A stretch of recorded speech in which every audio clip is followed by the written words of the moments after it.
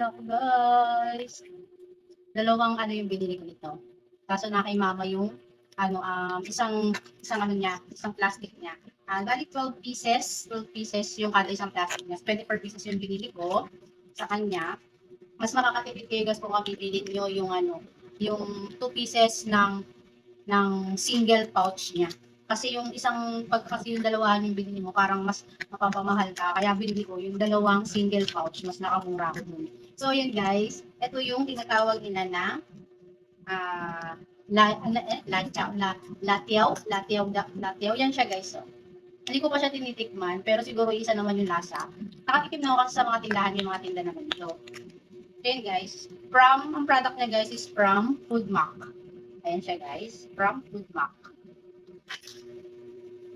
From Foodmac po siya. Tapos, 12 pieces sa isang plastic. So, pag dalawang pieces ang bilhin mo, 24 pieces siya. So, ayan. Tapos, yung grams niya, hindi ko alam kung same yung grams nung dalawahan. Tapos, kung same din yung grams nung single na pouch niya. Ayan. Ilagay ko lang kasi sa plastic. Yung grams niya, walang nakalagay dito kung ilang grams. So, yan.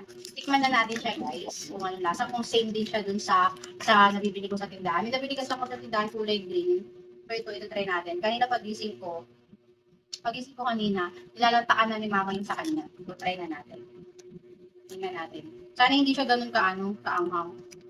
Pero siguro, mukhang okay naman. Kasi si mama, nakita ko siya kinakain na niya eh. Hindi siya nagre-reklamo. Kasi yung una kasing nabili namin dati na ganito, may mga flavor na barbecue, ganyan. Hindi ko siya masyado nagustuhan kasi parang matapakan ako. So ito, itatry natin to ngayon kung masarap talaga siya. Mahirap niyang buksan. Mahirap niyang buksan. Wait lang. Mahirap. Ano ba? Kailangan meron tayo yatang butin dito. Mahirap niyang buksan ha.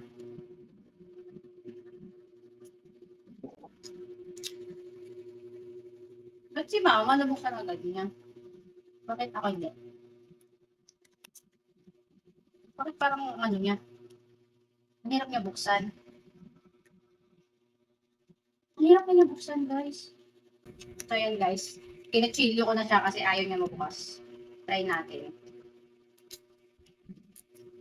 Ayan siya. Ang tawag nila dito is, ano ba yung nakalagay sa kanya? Nakalagay sa kanya is one truck mine. One truck mine, tapos seasoned pasta. Ayan, seasoned pasta daw siya. Try natin. Ayan na siya guys. Ah!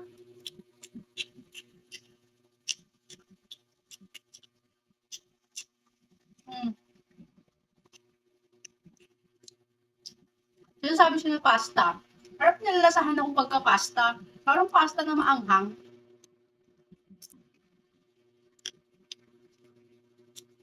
Parang siyang pasta na maanghang.